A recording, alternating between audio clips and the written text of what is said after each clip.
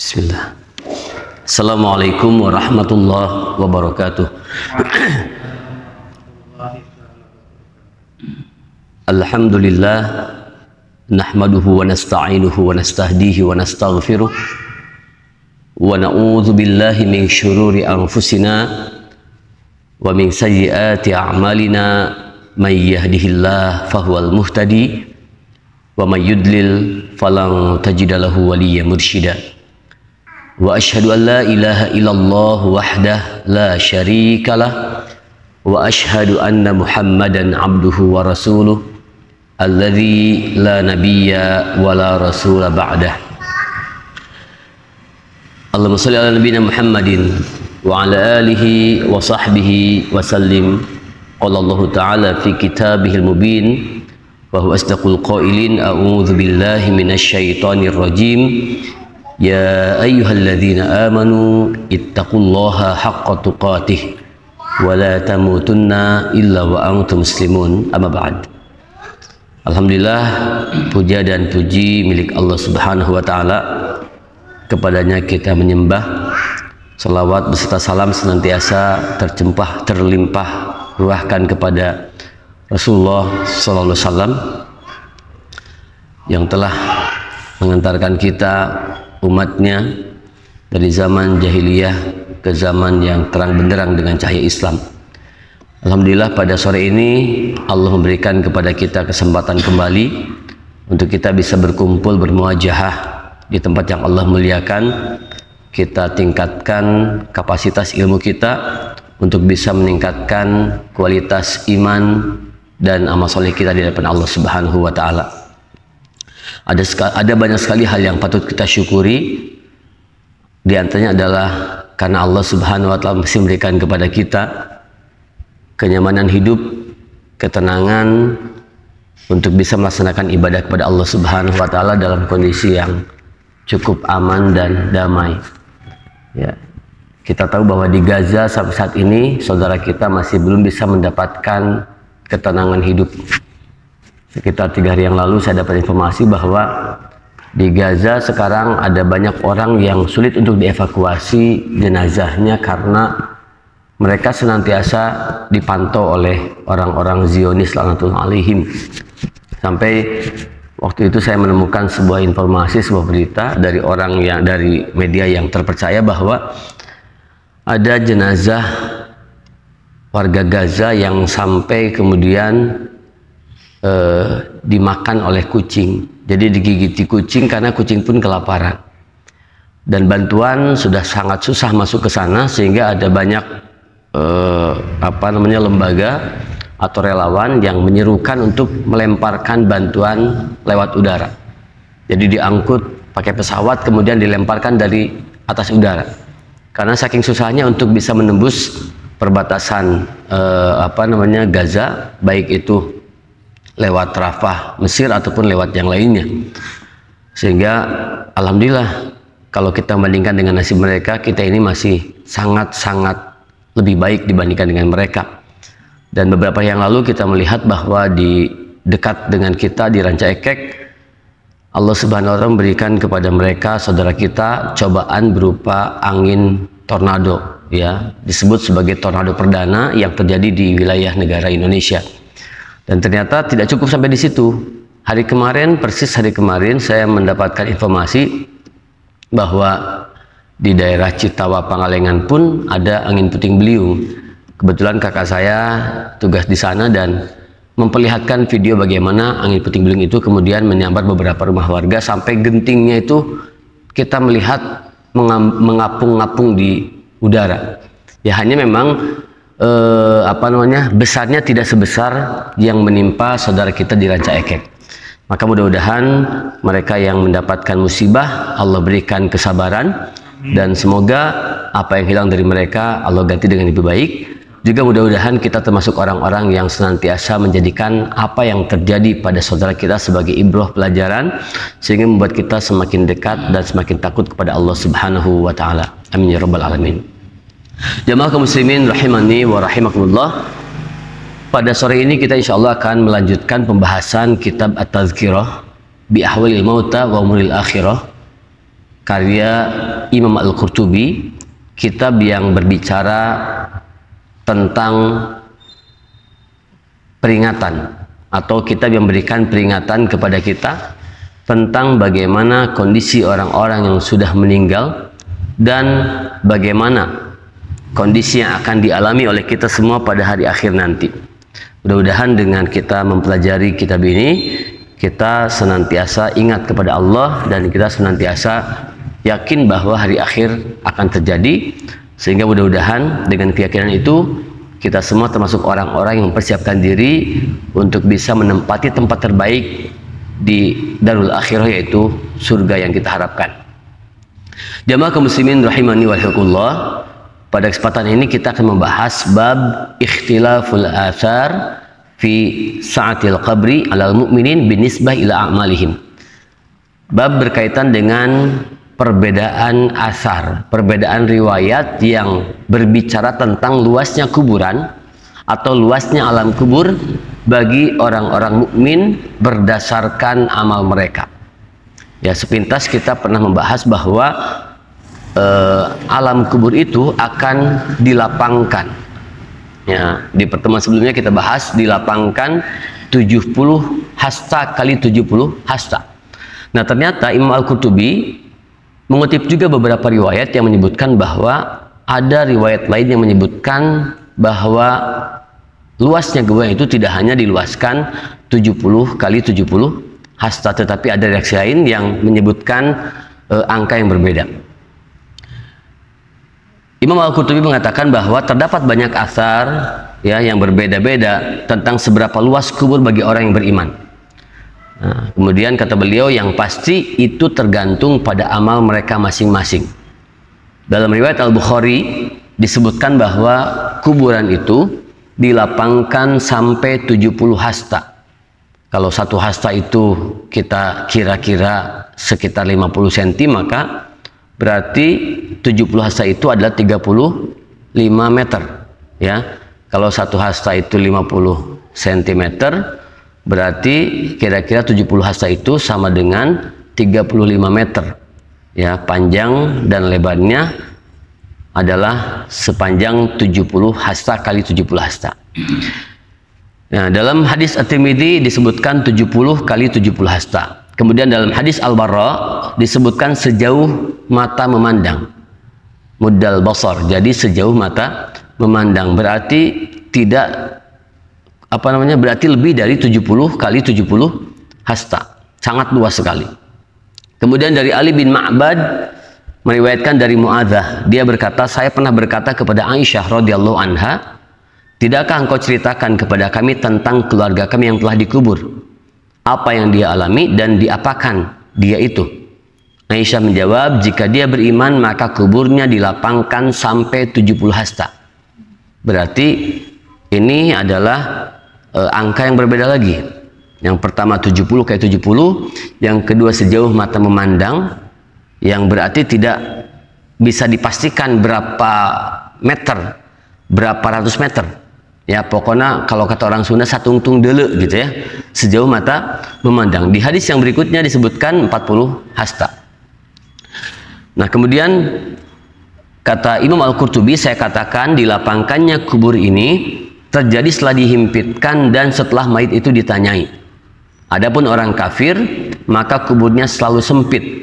Dan kita mohon kepada Allah agar Allah memberikan kepada kita ampunan ya di dunia maupun di akhirat. Jadi Imam Al-Qurtubi mengatakan bahwa diluaskannya alam kubur itu bagi orang yang beriman setelah orang yang beriman pun mengalami yang namanya dogtotul qabr. Ya, kita pernah bahas bahwa ketika manusia meninggal kemudian dikubur, maka semuanya akan mengalami apa yang namanya himpitan kubur atau dogtotul qabr. Sampai seorang sahabat Sa'ad bin Mu'az, ya, salah seorang sahabat yang kematiannya mengguncangkan arsy, ya, beliau kata Rasulullah orang yang sangat luar biasa yang berhasil mengislamkan satu kabilah dari kaumnya. Beliau pun mendapatkan dogtotul qabr. Apalagi orang-orang yang secara amal soleh jauh di bawah beliau, ya. Nah, tetapi orang-orang yang kafir, orang-orang yang zalim, orang-orang munafik, maka kuburannya akan selalu disempitkan oleh Allah Subhanahu wa taala. Kemudian Imam Al-Qurtubi mengatakan, saya pernah mendengar sebagian ulama bercerita, ada seorang penggali kubur menggali kubur di sebuah pemakaman di wilayah Mesir. Waktu itu dia menggali 3 lubang kubur. Setelah selesai dia mengantuk lalu tidur. Dalam tidurnya dia bermimpi melihat 2 malaikat turun, lalu berhenti di salah satu kubur. Salah seorang dari kedua malaikat itu berkata kepada temannya, tulislah 1 kali 1 farsah. Ya, 1 farsah itu sama dengan 8 km. Berarti lebih dari berapa? Lebih dari 70 hasta. Ya, karena ini 8 km berarti 8.000 meter. Kalau 70 hasta tadi 35 meter kurang lebih. Lalu keduanya berdiri lagi di atas kuburan yang lain. Dan yang seorang berkata kepada yang lain, tulislah 1 kali 1 mil. 1 mil itu kira-kira sama dengan 1,6 km. Berarti panjangnya 1,6 km. Ya, kemudian lebarnya 1,6 km. Sesudah itu mereka berdiri lagi di kubur yang lain, dan yang seorang berkata kepada yang lain, tulislah 1 kali 1 fatar, atau saya baca itu fitr. Ya, fitr, fa ta ra, ya, yang artinya adalah sejarak ujung jempol dengan ujung apa ini, telunjuk. Jadi kalau kita bentangkan jempol dan telunjuk kita, maka jarak dari 1 jempol ini, dari ujung jempol ke ujung telunjuk ini disebutnya 1 fatar atau 1 fitr. Ya, berarti sangat sempit sekali kuburan yang ketiga ini. Kemudian penggali kubur itu bangun dari tidurnya. Ya, beberapa saat kemudian ada seorang yang tak dikenal dan tidak dipedulikan masyarakat. Maksudnya ada jenazah orang yang tidak dikenal. Dia bukan orang yang masyhur, bukan orang yang populer, ya, dan seringkali dihiraukan oleh masyarakat. Dibawa ke situ, lalu dikubur di kubur yang pertama. Ya, jadi di kubur yang pertama yang oleh si penggali kubur dimimpikan bahwa kuburannya luas seluas 1 farsah kali 1 farsah. Kemudian sesudah itu ada orang lain dibawa ke situ pula. Lalu dikubur dalam kubur yang kedua. Kemudian dibawa lagi ke situ seorang wanita dari kalangan keluarga yang kaya raya, keluarga bangsawan. Ya, semasa hidupnya dia mengelilingi banyak orang, tapi dia dikubur dalam kubur yang sempit tadi, yang dalam mimpi luasnya hanya 1 kali 1 fatar saja. Nah, jemaah kaum muslimin rahimani wa rahimakumullah. Nah, namun berkaitan dengan kisah yang terakhir ini, memang Imam Al-Qurtubi beliau hanya mencantumkan kisah dari seorang penggali kubur. Artinya ini bukan hadis, apalagi ayat Al-Quran. Sehingga memang boleh kita percaya sebagai ibrah. Tetapi kalaupun kita tidak percaya tidak masalah, karena yang bermimpi bukanlah Nabi. Kalau Nabi kan mimpinya itu ar-ru'ya sholihah, mimpi yang benar, mimpi yang berdasarkan wahyu Allah Subhanahu wa taala. Tetapi sebagai sebuah ibrah, maka Imam Al-Qurtubi mencantumkan kisah ini dalam kitabnya, dan ada beberapa ibrah yang bisa kita ambil. Bahwa pertama, seringkali kita mengabaikan seseorang. Ya, kita mengabaikan seseorang karena dia bukan siapa-siapa, mungkin karena dia miskin, karena dia tidak banyak relasi dan sebagainya. Padahal bisa jadi tanpa sepengetahuan kita dia adalah orang yang soleh, yang taat kepada Allah Subhanahu wa taala. Sehingga bisa jadi orang itu yang walaupun tidak terkenal di dunia, ternyata mendapatkan tempat di sisi Allah Subhanahu wa taala. Sebagaimana kita tahu bahwa ada seorang sahabat, disebutnya Sighar Sahabi, ya, disebutkan dia sahabat tapi tidak pernah bertemu dengan Nabi, disebut tabi'in tapi dia hidup sezaman dengan Nabi, yaitu Uwais al-Qarni.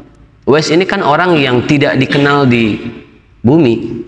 Banyak orang yang tidak tahu siapa Uwais, bagaimana kondisinya. Tetapi ternyata kedudukan Uwais ini dikenal oleh penduduk langit, oleh malaikat.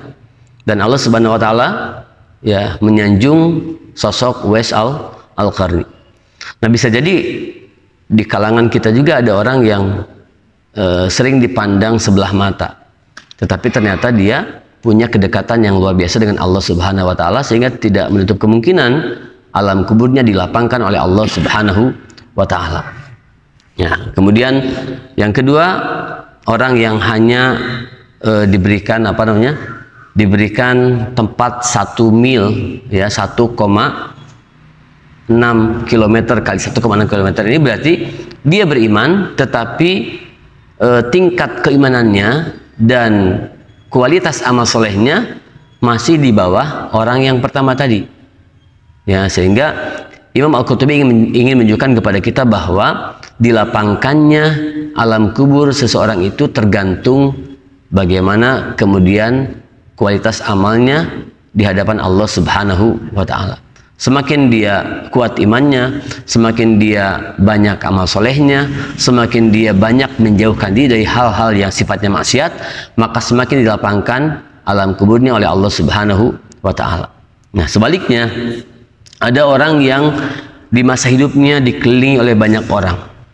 Dia termasuk kalangan bangsawan, dia termasuk kalangan hartawan, tetapi orang ini bisa jadi orang yang seringkali terjerumus dalam perbuatan maksiat kepada Allah Subhanahu wa taala, sehingga walaupun di dunianya hidup dalam kesenangan, tapi di alam kubur kemudian Allah Subhanahu wa taala berikan tempat yang sempit dan menyesakan.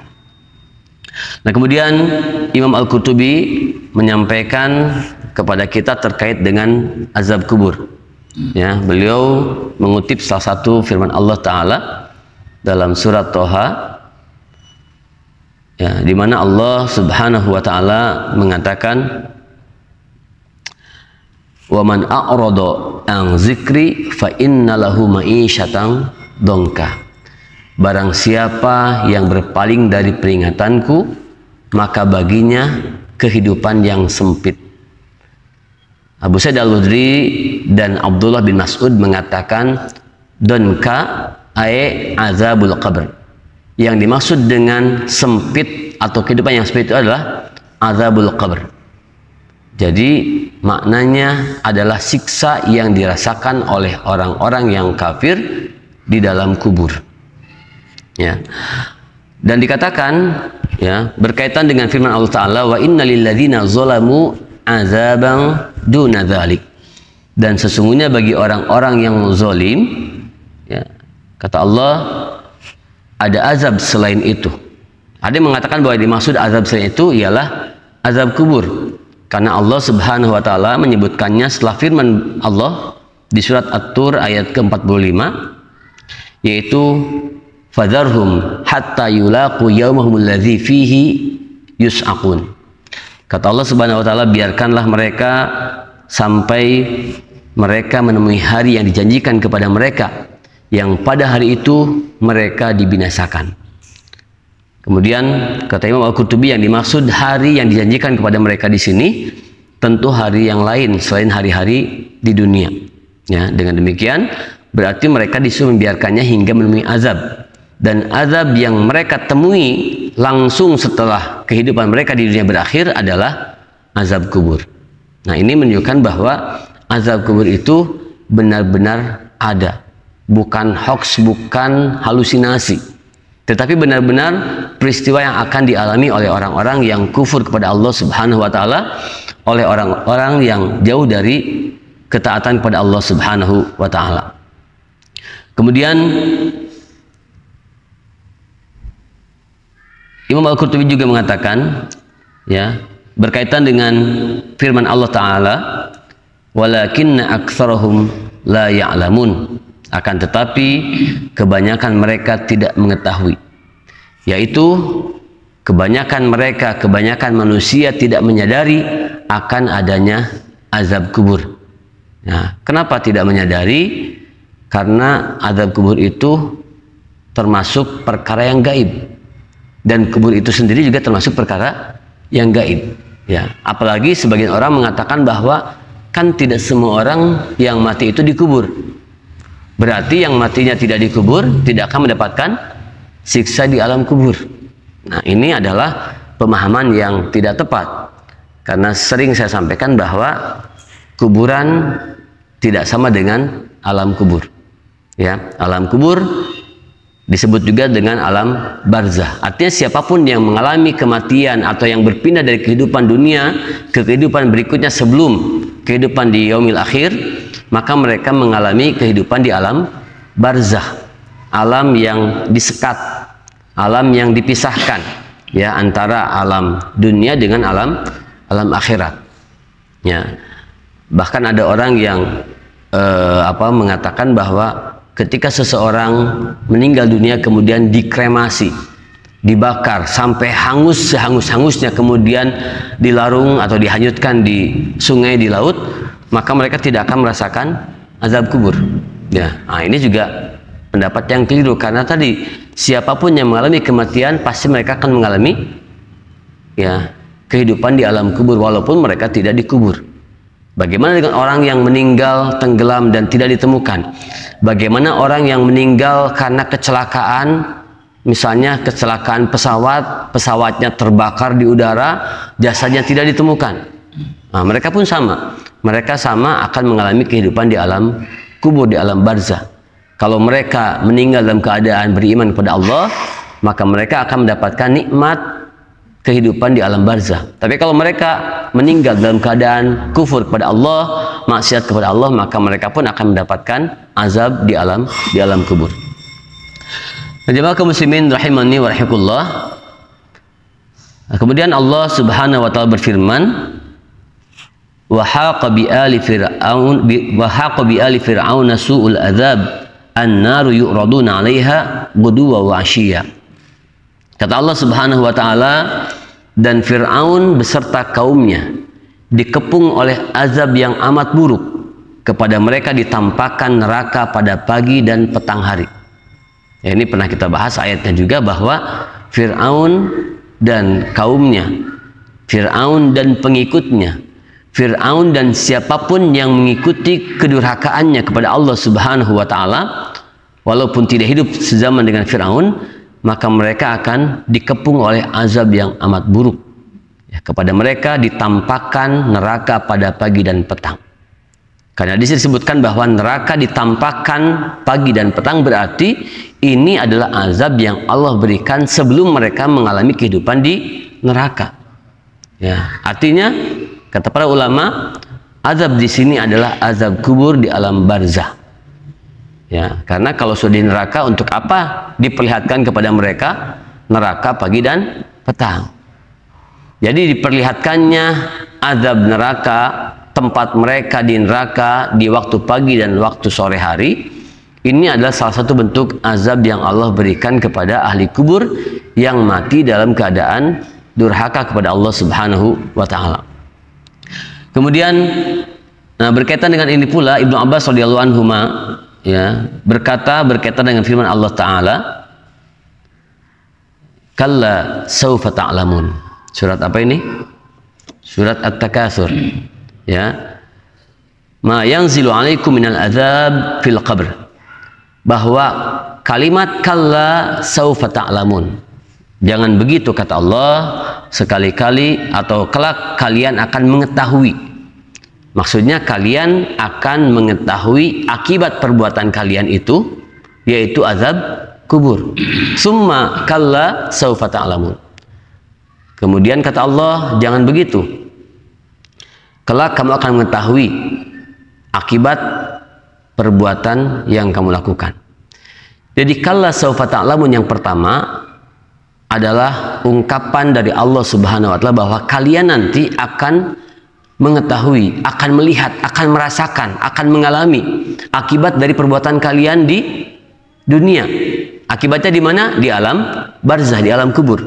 Summa kalla saufa ta'lamun. Kemudian kata Allah, jangan begitu. Jangan kufur, jangan durhaka. Kalian kelak akan mengetahui balasan dari perbuatan kalian, yaitu di akhirat. Jadi pertanyaan ini atau pernyataan ini Allah sebutkan untuk menyatakan bahwa orang-orang yang kufur itu akan mengalami dua siksaan, dua balasan, yaitu pertama di alam kubur, yang kedua di alam akhirat, yaitu di neraka. Dan kalau kita lihat dari ayat pertama, Allah Subhanahu wa taala mengatakan alhaakumut takatsur, ya, bermegah-megahan, mengumpul-ngumpulkan harta, memperbanyak diri dengan harta adalah hal yang akan melalaikan kalian.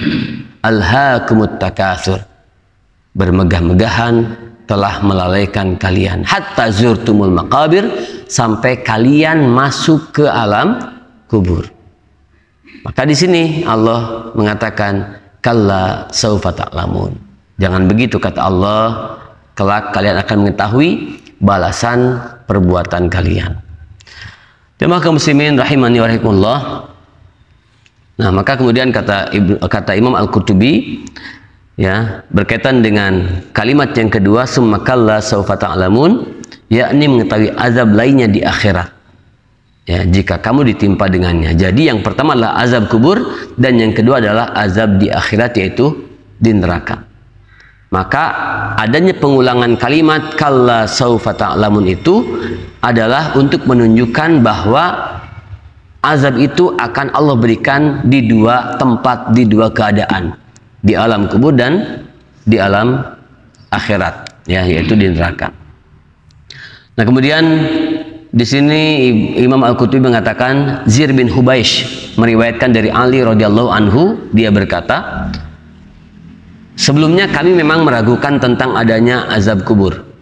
Ya, jadi di sini Ali mengatakan bahwa para sahabat sempat meragukan tentang adanya azab kubur, sampai turunlah firman Allah surat At-Takatsur ayat 1 sampai dengan ayat 3. Alhaakumut takatsur hatta zurtumul maqabir kalla saufa ta'lamun. Ya, maka ketika itulah kemudian para sahabat yakin bahwa azab kubur benar adanya.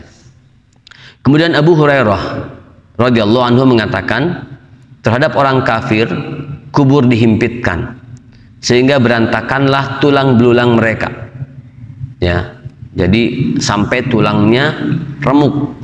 Dan itulah arti dari ma'isyatan dongka yang Allah sebutkan di surat Thaha tadi. Wa man a'rada an zikri fa innalahu ma'isyatan dongka wa nahsyuruhu yaumal qiyamati a'ma. Kata Allah, siapapun yang berpaling dari peringatanku, maka baginya kehidupan yang sempit, dan kami akan menghimpunnya pada hari kiamat dalam keadaan buta. Abu Hurairah mengatakan, ya, bahwa dia meriwayatkan dari Rasulullah SAW, beliau bersabda, tahukah kalian berkenaan dengan siapakah ayat ini diturunkan, yaitu ayat yang tadi, ya, wa man a'rada an zikri fa innalahu ma'isyatan dongka wa nahsyuruhu yaumal qiyamati a'ma. Para sahabat menjawab, Allah dan Rasulnya yang lebih mengetahui. Jadi disinilah letak ketawaduan para sahabat ketika mereka ditanya oleh Rasul tentang suatu hal yang baru yang mereka tidak tahu. Mereka tidak pernah sok tahu, tapi mereka mengatakan Allah wa rasuluhu a'lam, hanya Allah dan Rasulnya yang mengetahui apa yang ditanyakan tersebut. Kemudian Rasul bersabda, ia adalah azab bagi orang kafir dalam kubur. Demi Allah yang menggenggam jiwaku, sesungguhnya benar-benar akan dilepas terhadap orang kafir 99 ular besar. Ini saya nggak tahu ya, di apa namanya, dalam buku terjemah diartikan 99 naga. Jadi kalau mendengar 9 naga itu kayak ya, kayak apa namanya, penguasa ekonomi di Indonesia, ya. Yang jelas kalau di sini dalam riwayatnya disebutkan innahu la yusallitu alaihi tis'un wa tis'una hayyatun taninan. Jadi memang kalau kita lihat di kamus apa namanya, tanin itu adalah ular naga. Ya, tapi saya tidak berani mengartikan ular naga karena khawatir persepsi kita adalah seperti persepsi yang kita alami di masa kecil ya, ketika nonton film film Cina gitu ya, ada naganya gitu ya. Atau mungkin kalau sekarang kita lihat iklan itu ada iklan susu beruang ya. Susu beruang ya, susunya susu sapi, namanya susu beruang, tapi iklannya iklan naga. Ini iklan yang tidak nyambung kalau kata anak saya ya. Jadi sebenarnya yang dijual ini susu apa? Susu naga, susu beruang, atau susu sapi gitu. Nah, kemudian dalam hadis ini disebutkan atadruna ma at-tanin. Kata Rasulullah, kalian tahukah? Nah, tahukah kalian apakah ini dimaksud dengan at-tanin? Ya, dengan tanin itu apa? Maka Rasul mengatakan, ya, ia adalah 99 ekor ular yang besar. Tidak bisa kita bayangkan sebesar apa dan seperti apa bentuknya. Ya, tapi kemudian disebutkan bahwa masing-masing ular itu mempunyai 9 kepala. Nah, ada 99 ekor ular besar, dan setiap ekor ular itu, ya, setiap ular itu memiliki 9 kepala. Ya, kayak di film Mahabharata ya, ada 7 kepala, ada seekor ular kepalanya 7.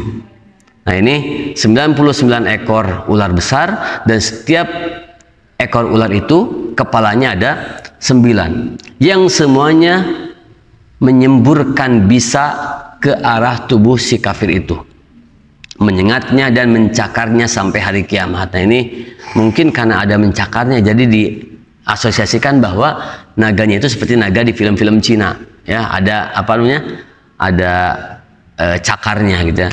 Karena kalau kita lihat di film Hollywood, naganya beda lagi ya. Naganya kan kayak kayak dinosaurus gitu, ada sayapnya, mengeluarkan api, wallahu alam ya.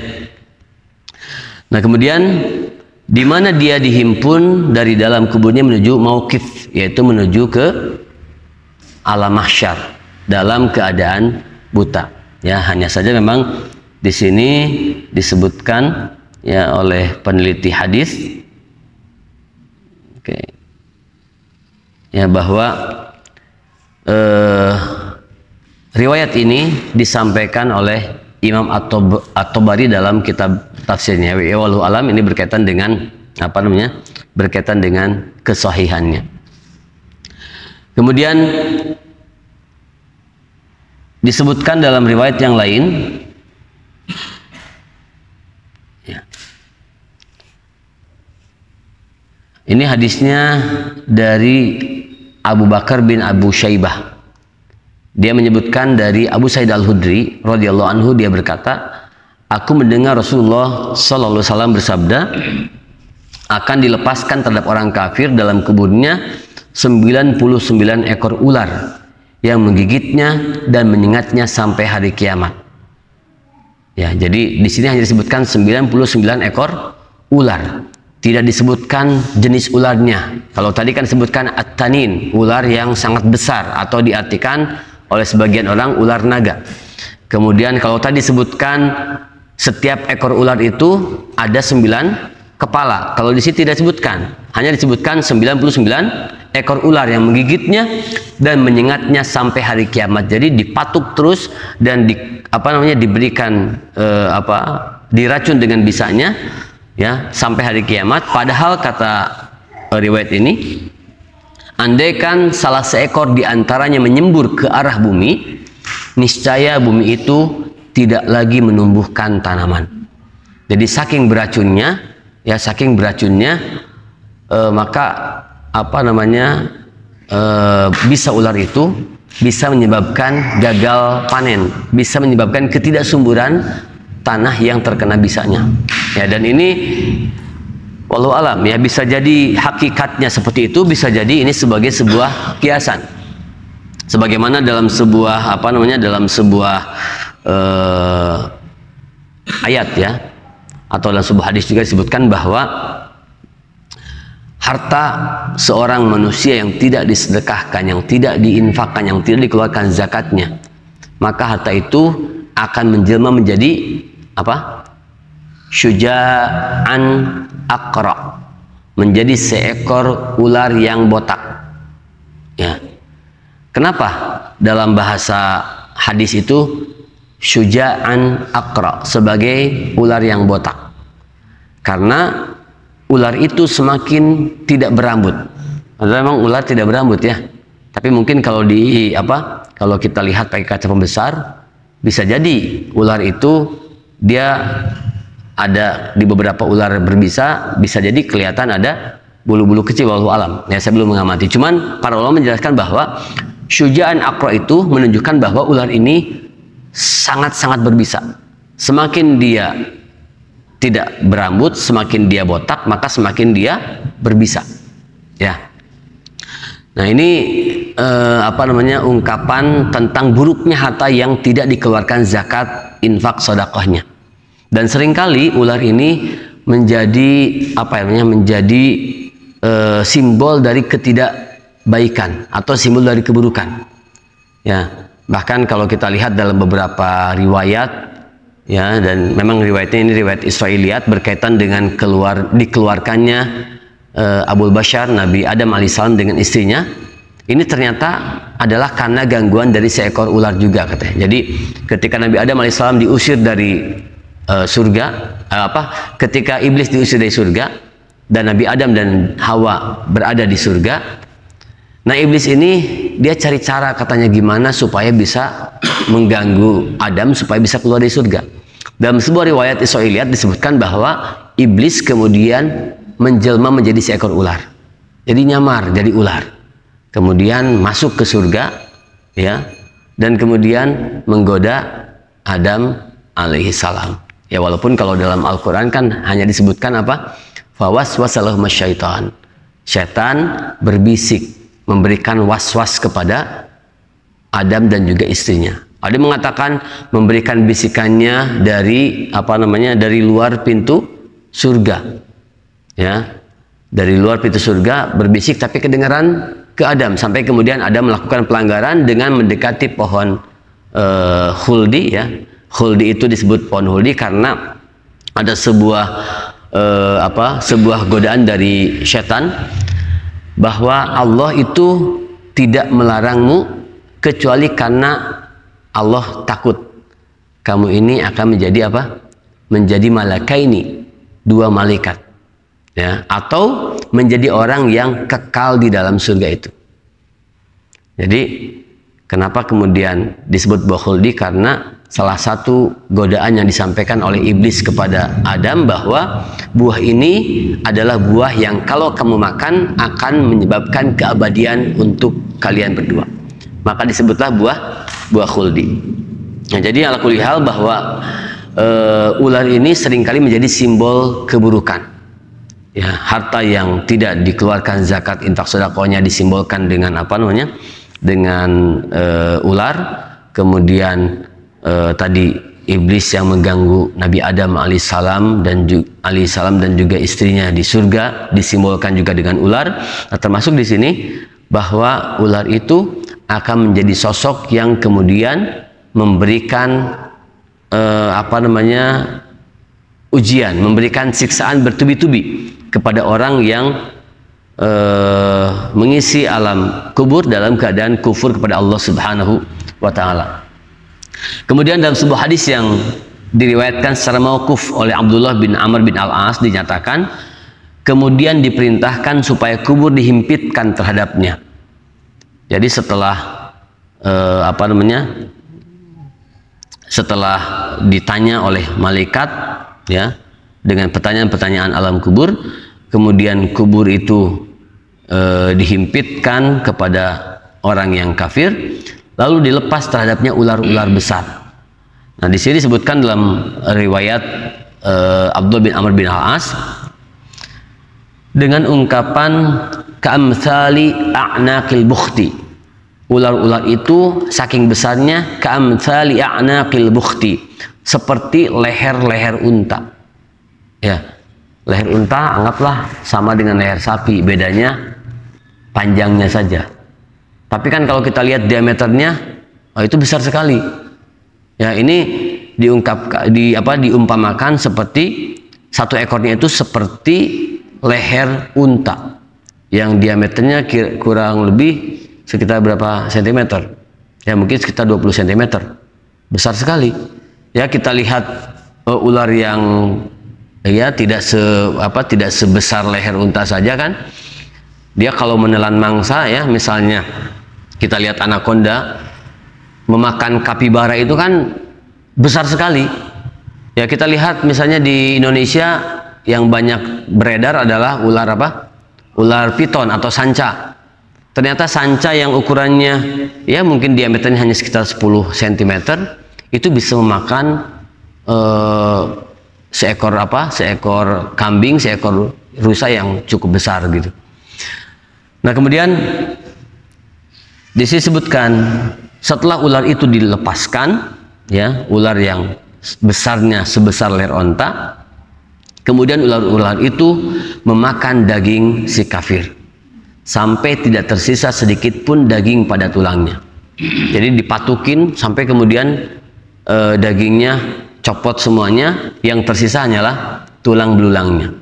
Sesudah itu dikirim kepadanya beberapa malaikat yang tuli dan buta yang memukulnya dengan palu-palu. Jadi di sini sebutkan, ya, cuman saya mencurigai hadis ini atau riwayat ini bukan riwayat yang bisa dipertanggungjawabkan kesohiannya. Ya, tetapi apa makna dari malaikat yang tuli dan buta itu? Adalah bahwa malaikat ini akan memberikan azab, memberikan siksaan dengan memukulkan palu-palu yang dibawanya tanpa ampun. Ya, kalau misalnya malaikatnya, ya ini secara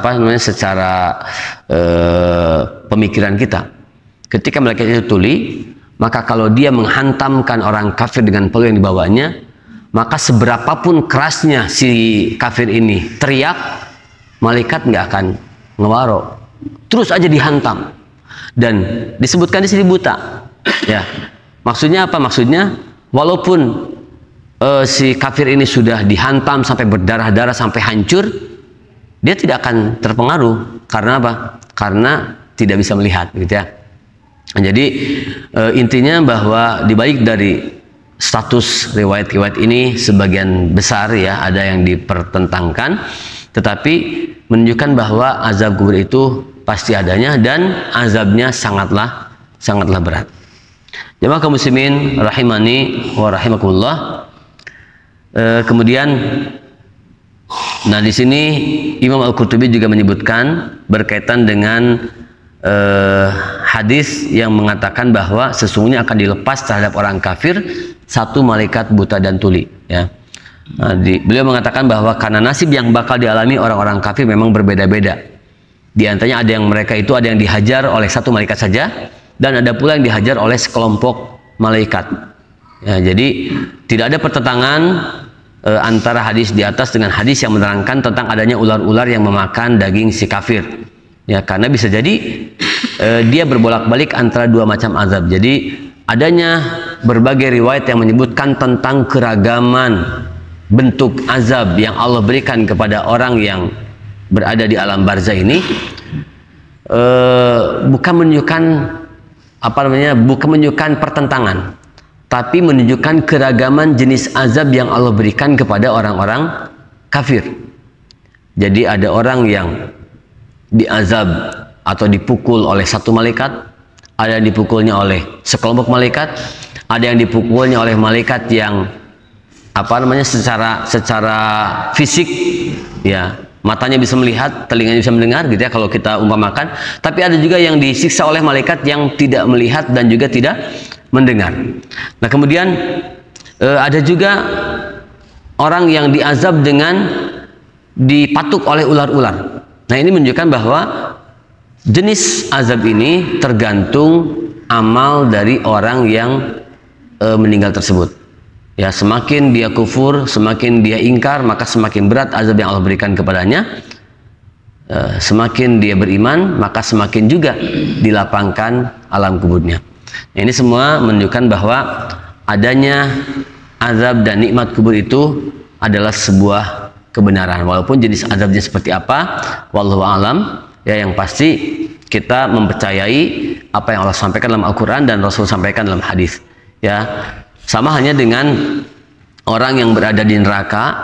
Ya, Allah itu kan memberikan berbagai informasi.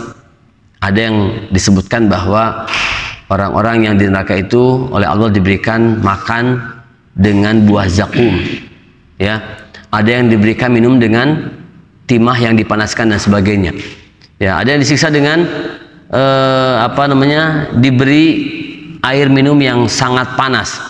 Ya, ada yang dicambuk, ada yang dipanggang di atas api, ada yang disetrika di punggung dan sisi kanan kirinya.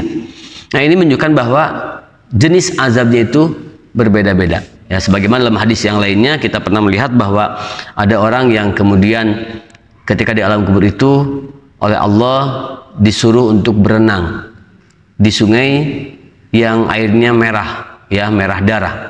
Ketika dia berusaha untuk keluar dari sungai itu, menepi ke sebuah tepian, dilempar oleh seorang laki-laki dengan batu. Akhirnya dia pergi ke tempat yang lain, di tepian yang lain dilempar lagi dengan batu, sampai akhirnya dia tidak bisa pergi ke tepian. Ada yang kemudian disuruh naik ke ke gunung yang sangat tinggi. Ya, ada yang kemudian dipanggang di sebuah tungku perapian dalam keadaan tidak berbusana. Ada yang kemudian ditimpa dengan batu yang sangat besar, tepat di atas kepalanya sampai kemudian kepalanya hancur, kemudian kembali utuh lagi, dilempar lagi dengan batu, hancur lagi, dikembalikan lagi dan sebagainya. Nah, ini menunjukkan bahwa jenis azab itu Allah sesuaikan dengan jenis pelanggaran yang dilakukan oleh orang-orang ketika hidup di dunia. Itu bisa disampaikan, mudah-mudahan ada hikmah yang bisa kita ambil, dan semoga kita semua menjadi pribadi-pribadi yang takut kepada Allah Subhanahu wa taala, yang senantiasa menyiapkan diri kita untuk menghadapi kematian terbaik, sehingga kita berharap kepada Allah agar kita pun mendapatkan kehidupan yang senang, yang nyaman, yang tenang di alam barzah dan juga di kehidupan di alam akhirat. Kita semua berharap mudah-mudahan kita termasuk orang yang dikumpulkan oleh Allah di surga yang penuh dengan kenikmatan dan bersifat abadi. Barakallahu fikum. Rabbana hab lana min azwajina wa dzurriyyatina qurrata a'yun waj'alna lil muttaqina imama. Rabbana atina fid dunya hasanah wa fil akhirati hasanah wa qina adzabannar. Aqulu qouli hadza wa astaghfirullaha li wa lakum wa lakum minkum. Wassalamu alaikum warahmatullahi wabarakatuh.